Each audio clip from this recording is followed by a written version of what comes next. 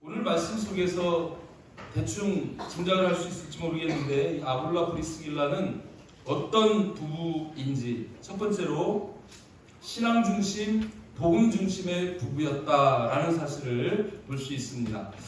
오늘 말씀 사도행전 18장 1절 말씀 말씀을 하나씩 띄워놓고 볼게요. 본문 말씀 다 띄우면서 볼 거예요. 자, 그 후에 바울이 아덴을 떠나 고린도에 이르렀다고 이렇게 말씀합니다. 아덴은 에피쿠로스 스토아 철학자들이 있었던 곳이죠. 그리고 그곳에서 바울이 이 사변적 철학을 대항해서 복음을 가지고 해보려고 했는데 정말 처참하게 실패를 했던 곳이 아덴입니다. 자기 지식을 의지해서 복음을 전파하려고 했을 때 안 되는 거예요. 그리고 그 다음으로 옮겨갔던 곳이 그곳에서 한 80여 킬로 떨어진 고린도라는 곳으로 옮겨갔습니다. 여러분, 고린도가 어떤 곳인지 대충 아시죠? 아가야의 수도입니다. 항구 도시고요, 국제 도시입니다. 그곳에는요 모든 민족들이 막 이렇게 집결해가지고 그렇게 살기 때문에 이 민족 저 민족 구분이 별로 없고 민족적 차별, 인종 불문, 국적 불문하는 그런 도시가 바로 이 아가야다 이렇게 볼 수 있어요.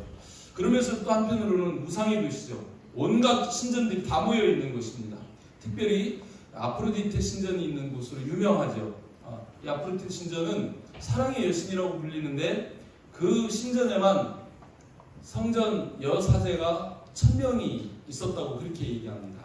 이 1000명의 여사제가 뭐예요? 창녀입니다. 그래서 신전 제의를 드리고 나면 그곳에서 그 음란이 이루어졌던 굉장히 타락적이고 음행이 판을 치는, 그래서 이 음행하는 사람들 고린도 사람 같다 이런 말을 할 정도로, 그죠?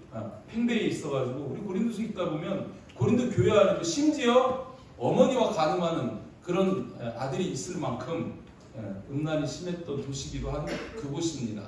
이곳으로 바울이 지금 이제 복음을 전하러 갔다는 거예요. 그곳에서 사도행전 18장 2절 말씀 보면 아굴라라 하는 본도에서 난 유대인 한 사람을 바울이 만나는 거예요. 누구라고요? 아굴라라 하는 본도에서 난 유대인이라고 이야기합니다. 본도에서 난 유대인, 이 소아시아의 북쪽에 가면 본도라는 작은 도시가 있습니다. 그곳에서 난 유대인이니까 디아스포라 유대인이겠죠. 이 유대인인데 그 사람을 어디서 만났어요? 고린도에서 만났어요. 이 사람이 어떤 사람이냐? 이름은 일단 아굴라입니다. 히브리어 성경이나 우리 헬라어 성경에도 보면은 이 아굴라라는 이름이 그 이름이 이 아큘라스라고 이렇게 사실은 기록이 되어 있는 그런 이름이거든요. 의미가 있습니다. 설명드릴게요. 그런데 이 사람이 글라우디오가 모든 유대인을 명하여 로마에서 떠나라 한 고로 어디 살았냐면 로마에 살고 있었는데, 글라우디오 황제가 AD 41년부터 54년까지 통치를 했는데 그 황제가 모든 유대인을 명했습니다. 로마에서 떠나라 이렇게 명했어요. 왜 그랬냐면 그때 당시 복음이 이제 로마에 들어가니까 이 로마에서 예수가 메시아라고 믿는 사람들이 있고 기존 유대인들은 아니다, 그는 사형당한 죄인이다 하면서 유대인들끼리 아주 대박 터지게 싸우는 거예요. 그러니까 황제가 신경질 나니까 이도저도 보기 싫다, 니들 다 나가! 이래버린 거예요. 그리고 로마에 추방령을 내려버렸습니다. 모든 유대인들은 로마에서 다 떠나라! 황제가 명령을 내리는 거예요. 떠나야죠. 근데 그냥 떠나는 게 아니고, 그죠? 이 떠날 때 거기에서 가지고 있던 집, 재산 싹 다 몰수를 하고 내보내는 거예요. 빈손으로 그렇게 내보내는 거예요. 근데 이 아굴라라 하는 이 사람, 거기에서도 천막을 이렇게 만드는 일을 했던 것으로 보여지는데, 어떻게 본도에서 난 이 유대인 아굴라가 로마에 살게 됐을까? 아굴라라는 이름에서 나와요. 이 아큘라스 가문이 로마에서는 상당한 그런 귀족 가문입니다. 그 가문이 아시아 정복 전쟁을 하러 갔다가 본도에서 이 아굴라를 잡아온 거죠. 그래서 이제 노예로, 가정의 종으로 삼은 거예요. 그런데 그때 당시 로마에 그런 풍습이 있었습니다. 이 아굴라라는 귀족이 잡아다가 노예를 삼았는데 아굴라 그 귀족이 죽으면 이 노예를 해방시켜주는 경우가 있었어요. 해방시켜줄 때 아굴라 집에 있던 종이라는 그런 표시로 그 주인의 이름을 따서 아굴라라는 이름을 붙여주는 거죠. 그러니까 이 아굴라는 본도에서 났지만 포로로 잡혀가지고 와서 아굴라 가문의 종이 됐던, 그래서 종에서 해방됐던 그런 신분의 사람이다라고 이렇게 볼 수 있어요. 그런데 이 추방할 때 그가 그 안에 브리스길라와 함께 이탈리아 로마로부터 고린도로 새로 왔다는 거예요. 그럼 이 브리스길라는 누구냐? 이 역시 마찬가지 로마 귀족 가문의 이름입니다. 브리스가라고도 나오죠. 브리스가라는 로마 귀족 집안의 딸이에요. 그죠? 그런데 둘이서 지금 결혼을 한 거예요. 그 로마에서 이들이 결혼을 했다. 한번 상상을 해보시기 바랍니다. 귀족 집안의 그 딸과 노예 출신의 그 청년이 결혼을 한 거예요. 어떻게 결혼을 했을까요? 짐작해 볼 수 있습니다. 이 청년이 잘나서 그랬을까요? 재산이 많아서 그랬을까요? 아니죠. 로마 교회를 통해 가지고 아마도 이 브리스길라라는 자매가 교회를 통해서 이 아굴라를 만났을 것 같아요. 그죠? 그래가지고 거기에서 복음을 듣고 깨닫다 보니까 예수를 믿는 그 복음, 그것이 얼마나 귀한지를 알고, 그리고 자기는 그 신앙을 따라가기로 결단을 한 거죠. 그러니까 이 청년하고 결혼할 수 있었겠죠. 그 결혼이 쉬웠겠습니까? 아버지가 허락했을까요? 그 집안에서 허락했을까요? 좋아했을까요? 친구들은 잘했다고 박수 쳐줄까요? 그럼에도 불구하고 복음을 믿는 그 믿음, 그 신앙, 그거를 깨닫고는 그 가문을, 그리고 귀족 집안에서 누릴 수 있는 그 모든 혜택을 다 버리고 아무것도 없는 이 청년과 결혼을 할 수 있었다고 이렇게 볼 수 있는 거죠. 이거는 여러분 조금만 생각해 보면 누구라도 다 인정할 수 있는 그런 상황입니다. 그 외에는 다른 이유가 안 보이는 거죠. 이 아굴라 본래 하나님을 믿는 자고, 그리고 이 브리스길라는 이방인으로서 그 신앙을 가지고 이렇게 결혼을 했다, 이렇게 볼 수 있습니다. 그런데 그런 어렵게 결혼을 해가지고 정말 왕따를 당하면서 이제 복음만을 붙잡고 사는, 신앙만을 붙잡고 사는 그런 상황이었을 텐데, 어쨌든 또 인생의 시련이 닥쳐오는 거죠. 로마에서 떠나라. 입장 바꾸로 한번 생각을 해보시길 바랍니다. 추방령이 떨어졌어요. 아굴라는 유대인이니까 떠나야 되지만, 이 브리스길라 과연 그 로마에서 모든 걸 버리고 그 남편과 함께 떠날 수 있었을까? 모든 재산을 다 빼앗기고 떠나가야 하는데, 가져갈 것이 없는데 갈 수 있었을까? 갔으니까 갔지만 굉장한 그런 어려움이 있었을 것 같아요. 이 말씀 보면서 예수를 따른다는 것, 우리가 복음을 따른다는 것, 그죠? 그것은 때로는 이런 결단이 필요하다고 봅니다. 저와 여러분들에게도 그런 결단이 있기를 바라고 축복합니다. 마태복음 4장에 보면 예수님께서 제자들을 부르실 때 제자들이 그물을 깃들고 있다가 예수가 부르니까 자기의 생업인 그물을 버려두고 예수를 따라갑니다. 아버지하고 배에서 있다가 예수님이 부르니까 그 예수님을 따르기 위해서 배와 아버지를 버려두고 예수님을 따르는 거예요. 어쩌면 지금 이 시대도 저와 여러분들이 예수를 믿고 복음을 따라가고 신앙을 따라간다는 것은 그런 결단이 있어야 할 줄 믿습니다.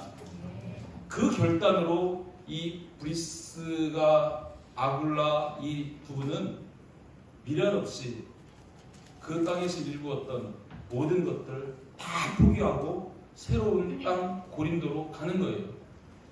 고린도를 선택했을 때 왜 거기 갔을까 하필? 그런데 거기는 국제도시죠. 그리고 또 거기에는 그 고대 경기가 이루어지는 큰 그런 극장이 있었어요. 한 2만 명씩 들어가는.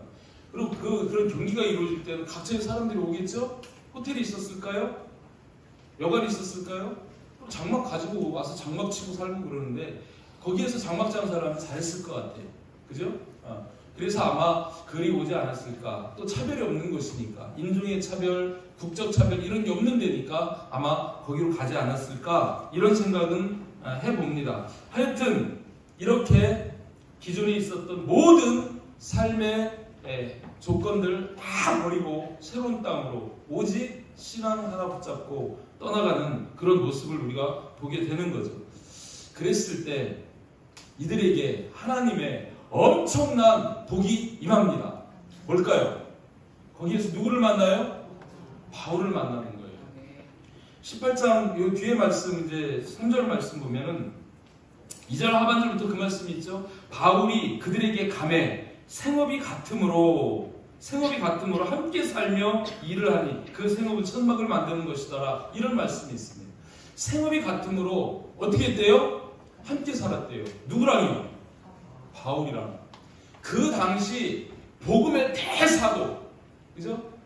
진짜 이 신약 성경 거의 대부분을 기록할 만큼 성경적으로 위대한 그런 이 바울이 누구랑 함께 사냐면 그 아굴라, 브리스길라 이들과 함께 사는 거예요. 함께 살면서 지금 육신적으로는 뭘 해요? 천막 만드는 일을 해요. 바울이 자비랑 선교를 하니까 그 일을 하면서 돈도 벌지만 밤엔 뭐 할까요? 뭐 있겠습니까? 주경야도 하지 않았을까요? 이 밤에는 바울로부터 복음을 들었을 것 같아요. 성경 말씀을 전해 들었을 것 같아요. 당연히 뒤에 이제 그 사실이 입증이 되는데 이렇게 하나님 나라에 대해서 성경에 대해서 예수 그리스도의 복음에 대해서 이 바울을 통해 가지고 엄청 큰 은혜를 받으며 깊이 있는 이런 공부를 했습니다. 하나님의 은혜죠. 정말 이 좋은 스승을 만난 이 아굴라 브리스길라 이 일로 인해서 이들의 이름이 성경책에 여러 번 등장을 하고 정말 바울에게도 인정받고 칭찬받고 하나님 앞에도 영광이 되는 그런 정말 훌륭한 아름다운 그런 부부로 세워지는 그런 복을 받게 되는 겁니다. 이후로 이들은 함께 살기만 한 것이 아니라 고린도에서 무려 1년 6개월 2차 전도 여행 중에 만나는 건데 2차 전도 여행이 바울이 3년이거든요. 3년 중에서 1년 6개월을 고린도에 있는데 이 고린도에서 1년 6개월 동안을 바울하고 살면서 정말 좋은 교육 훈련을 이렇게 받고 그리고 이들이 이제 바울과 사역에서도 동행을 합니다. 이 사도행전 18장 말씀을 지나서 18장 18절 말씀, 19절 말씀 가서 보면 바울이 거기에 머물다가 이제 형제들과 작별하고 배 타고 수리아로 떠나갈 때 이제 전도 여행을 마치고 수리아로 복귀하는 거예요. 수리아 안디옥 교회에서 출발했으니까 수리아 안디옥 교회로 다시 이제 복귀해 가는 과정에 브리스길라와 아굴라가 함께 하더라. 놀랍지 않습니까? 아니 고린도에서 또 이렇게 천막 만드는 일을 하면서 사업체를 벌려놓고 그랬는데 미련 없이 바울이 떠나가는데 그 바울을 따라서 또 가는 거예요. 참 나그네죠. 믿음의 나그네 삶 너무 멋집니다. 세상에 연연하지 않고 어떤 것에도 매이지 않고 그죠? 이렇게 훌훌 털고 떠날 수 있는 이런 자유로움 그 신앙의 힘 대단한 거죠. 쉽지 않습니다.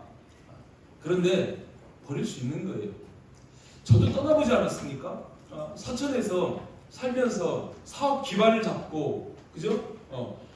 이제 자리 잡고 뭐 크게 힘쓰지 않아도 이제 돌아가기만 하면은 살 수 있는 그런 상황들. 어제도 사모님하고 그런 얘기했는데 정말 떠나올 때 어떻게 보면 사업의 피크였거든요. 정말 부가성 일들이 많이 있는 일들이 많이 들어오고 예전보다 막 10배, 20배 막 소득이 막 올라갈 때 떠나라는 거예요. 그 떠나기가 쉽습니까? 어린 자녀를 데리고 아는 사람 하나도 없는 이 세중에 떠나라는 거예요. 진짜 갈등이 무척 심했습니다. 저도 떠나기 쉽지 않았습니다. 이 심정을 저는 이해할 것 같아요. 그런데 다 버리고 떠나가는 거예요.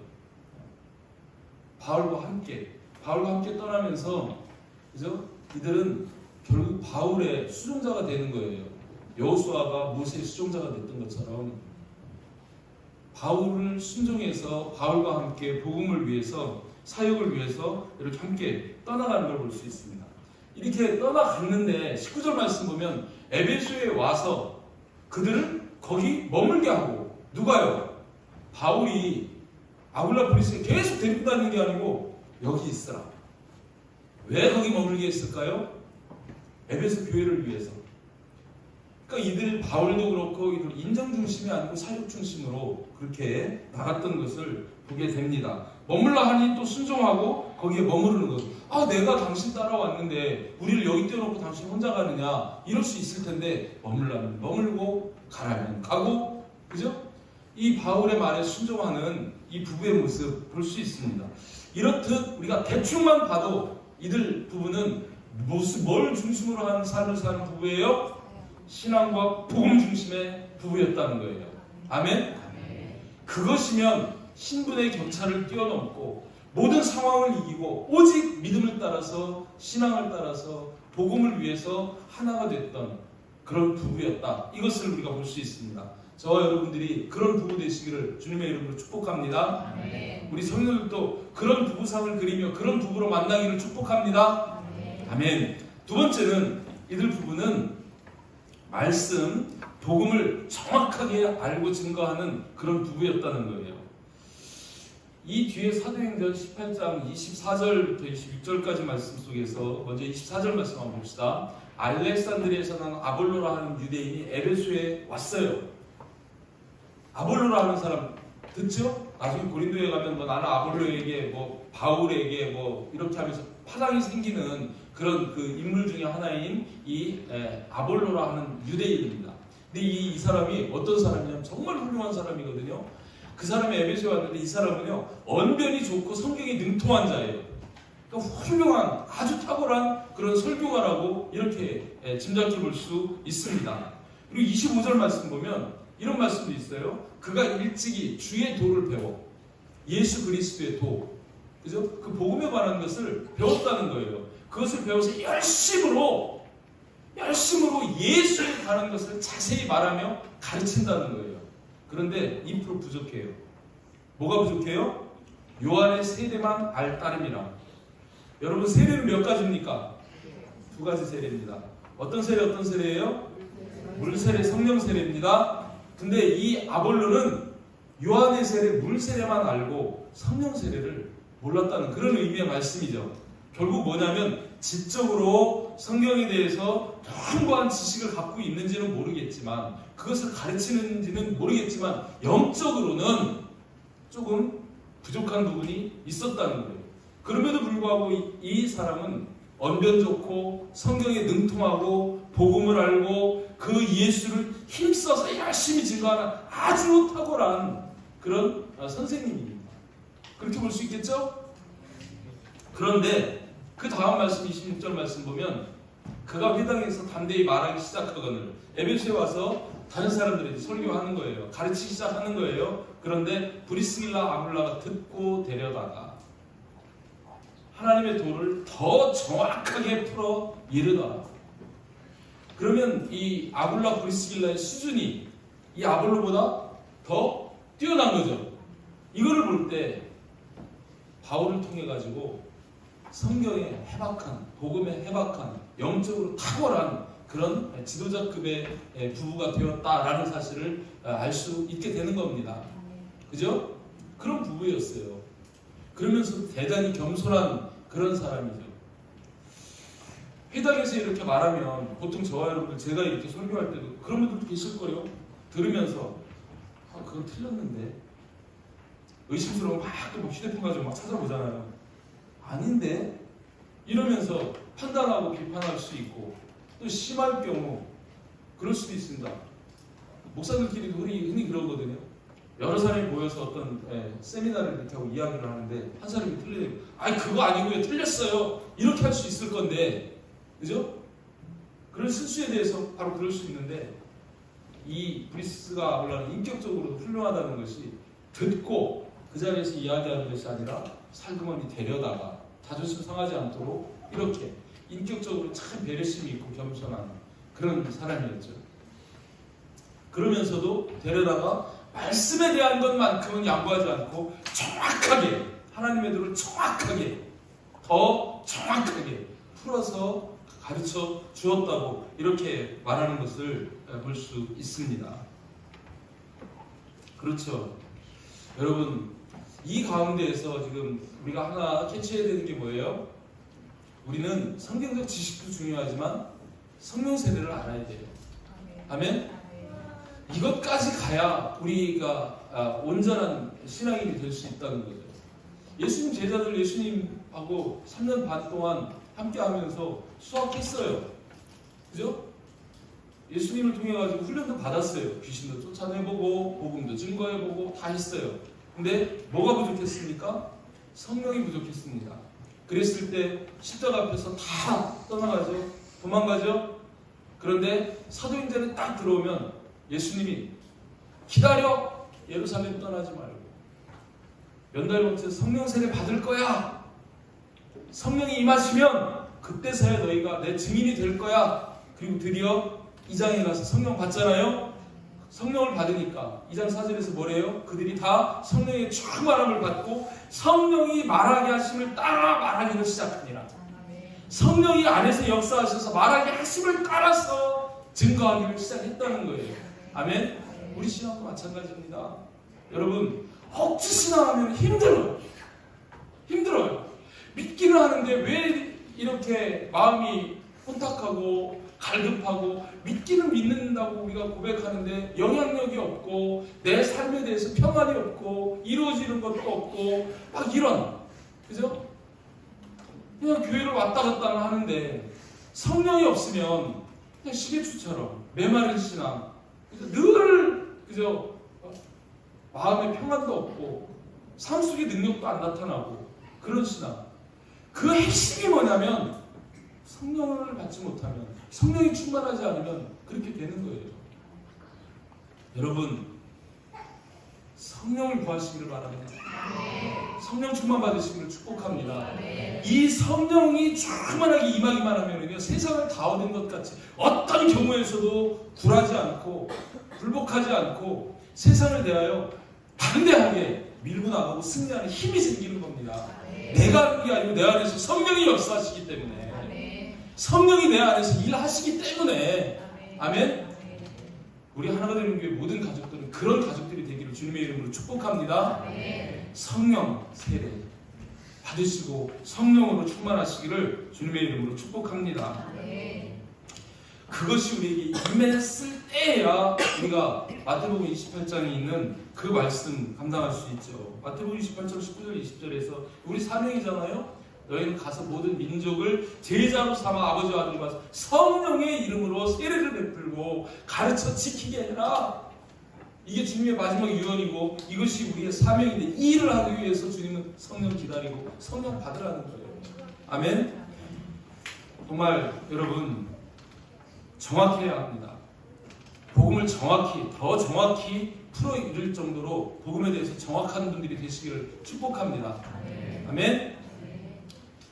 명품은 정확해요. 근데 짝퉁은 비슷해요. 맞습니까? 비슷하면 짝퉁 되는 거예요. 하와처럼. 하와가 하나님의 말씀이 정확하지 않았기 때문에 망하는 거예요. 하나님이 말씀하시잖아요. 반드시 죽으리라.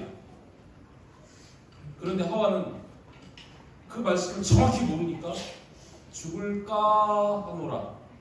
사탄이 쏙 들어가가지고 뭐래요? 결코 죽지 아니하리라. 그 말 듣고 탁 따먹고 죽는 거예요. 우리 지금 이 시대에 여러분 잘 보시길 바랍니다. 얼마나 많은 이단들이 뭐가 좋아서 우리를 미혹해요? 말씀으로 미혹해요. 예수님 사실 광야 수련당할 때도 예수님이 말씀으로 나가니까 사탄도 말씀을 가지고 와서 말씀으로 미혹합니다. 거의 똑같아요. 살짝 달라요. 비슷해요. 아주 비슷해요. 그 말씀을 가지고 와가지고 우리를 싹 뒤집어버리는, 이게 이단들이 지금 하고 있는 거 아닙니까? 생명이 달린 일입니다. 생명이 달린 이 복음은 여러분 정확해야 합니다. 혹시 이 자리에 있는 여러분 중에서 내가 지금 이 복음에 대해서 정확히 알지 못한다 그러면 배우시기 바랍니다. 셀 리더들에게 물어보세요. 복음이 뭐예요? 하나님의 말씀이 뭐예요? 생명의 말씀이 뭐예요? 적어도 이 복음에 대한 것만큼은 정확히 아셔야 됩니다. 반드시 필요한 거예요. 이 마지막 때는 더욱 그렇습니다. 말씀이 견고한 자는 흔들리지 않습니다. 반석 위에 이 말씀 반석에 집을 세우는 자는 어떤 풍랑이 일어도 안 쓸려 내려갑니다. 근데 이 말씀이 부실하면 무너지는 거예요. 아멘. 정확히 하나님의 도를 깨달아 아는, 그리고 그 말씀을 가르쳐서 제자 삼을 수 있는 그런 리더들이 다 되시기를 주님의 이름으로 축복합니다. 세 번째 이 부분은 어떤 부분이냐면 사명, 복음을 위해서 생명을 건 부부라는 거예요. 로마서 16장에 가면 16장 3절에서 5절 말씀 사이에 이런 말씀이 있습니다. 너희는 그리스도 예수 안에서 나의 동역자들인 브리스가와 아굴라에게 문안하라, 이렇게 얘기해요. 바울은 브리스가라고 하고 누가는 브리스길라라고 부르는데, 브리스가는 정식 슈어네임이라고 이렇게 볼 수 있어요. 정식 명칭이고 브리스길라는 애칭이에요. 여기에서 브리스가와 아굴라에게 문안하라 그러는데 이들이 누구라고요? 바울의 동역자라는 거예요. 동역자라고 이렇게 소개를 하는 것을 보게 됩니다. 정말 이 노예 출신 이방인 이 아굴라 브리스길라가 바울의 동역자라고 생각만 해도 정말 여러분, 이거는 아무나 될 수 있는 게 아니죠. 그죠? 이거는 정말 어마어마한, 비교할 수 없는 그런 영광과 복입니다. 근데 이 바울의 동역자라는 것이 무엇을 위한 동역자입니까? 복음을 위한 동역자죠. 그죠? 이 바울에게서 복음을 빼면 아무것도 아니에요. 바울이 그렇게 고백을 합니다. 로마서 1장 1절에서도 보면 이렇게 말씀하죠. 예수 그리스도의 종 바울은 사도로 부르심을 받았는데 하나님의 복음을 위해서 택정함을 입었다. 뭘 위해서요? 복음을 위해서. 그리고 또 이렇게 고백합니다. 내가 달려갈 길과 주 예수께 받은 사명. 그 사명이 뭐냐면 하나님의 은혜의 복음을 증언하는 일이 사명인데, 그 일을 마치려 하면은 내 생명조차 조금 더 귀한 것으로 여기지 않는다.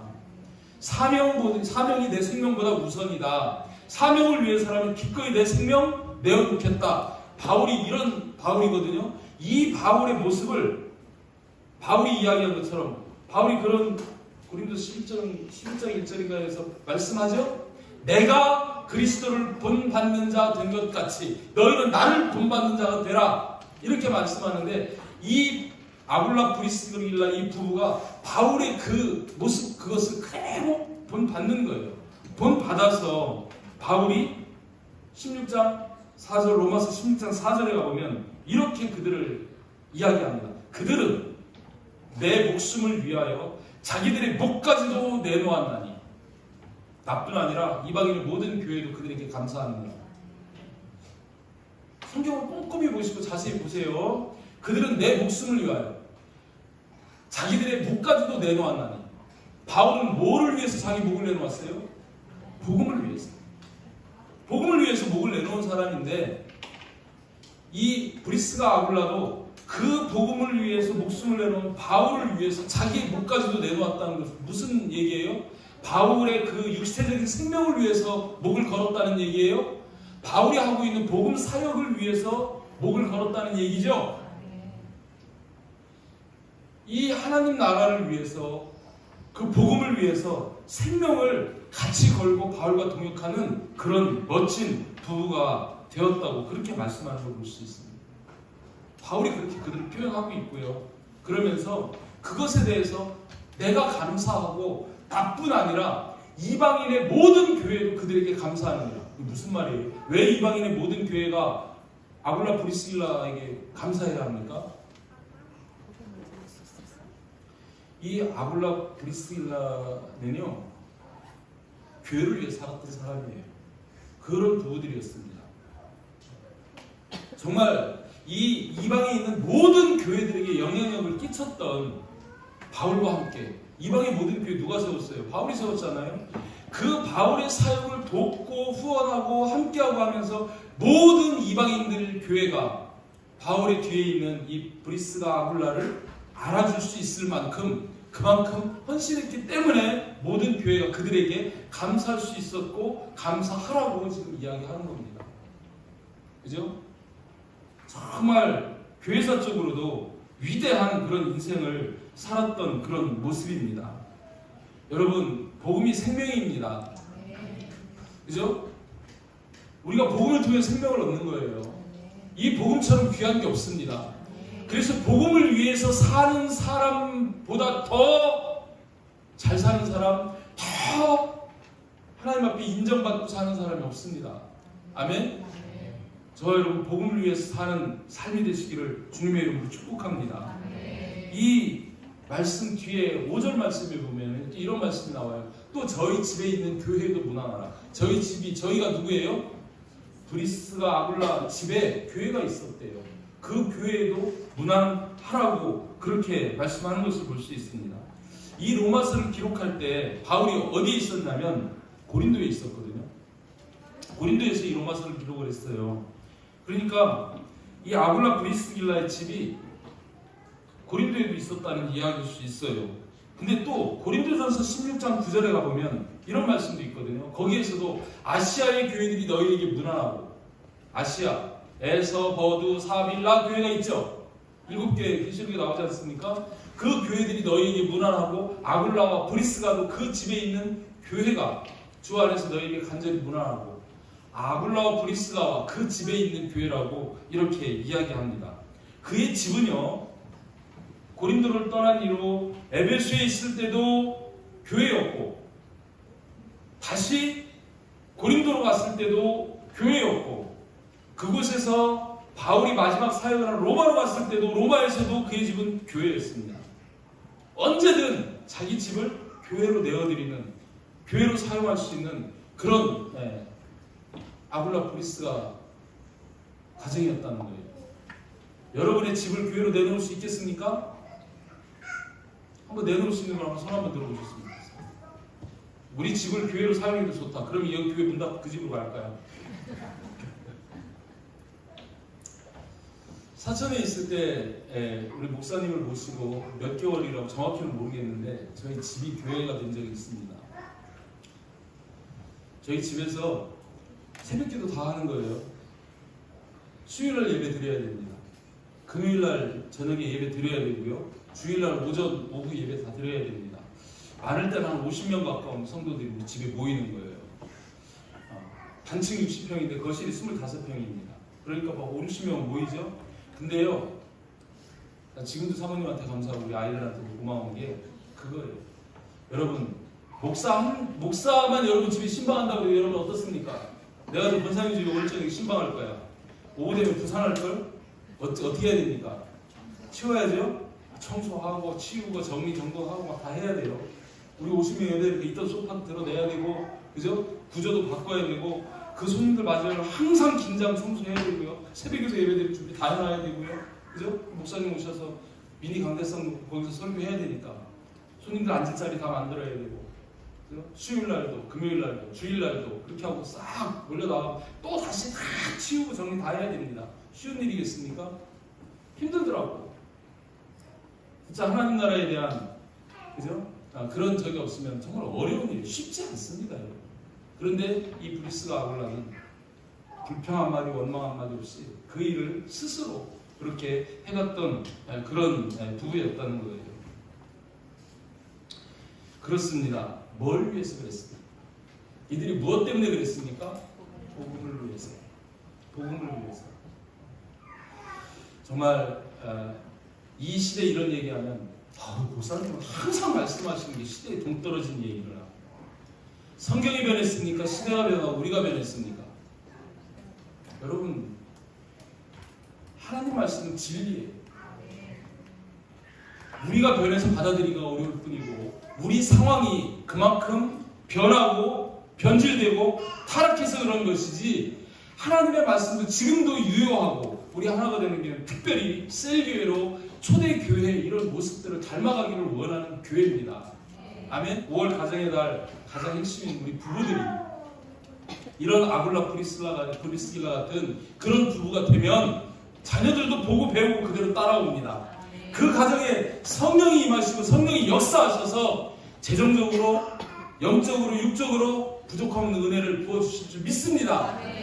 정말 이 마지막 주일에 우리 부부들이 복음 중심 부부, 또 복음을 정확히 알고 증거할 수 있는 그런 부부, 복음을 위해 헌신하고 드릴 수 있는 그런 부부 되시기를 주님의 이름으로 축복합니다.